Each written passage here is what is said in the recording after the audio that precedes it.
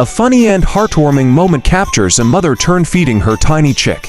The mother bird arrives carrying a fairly large fish in her beak to give to her baby. The fluffy little chick becomes so excited at the sight of the food that it immediately loses its balance and falls backward onto its back. After getting back up, the baby bird eagerly waddles closer, while the patient mother carefully guides the fish toward the chick's beak.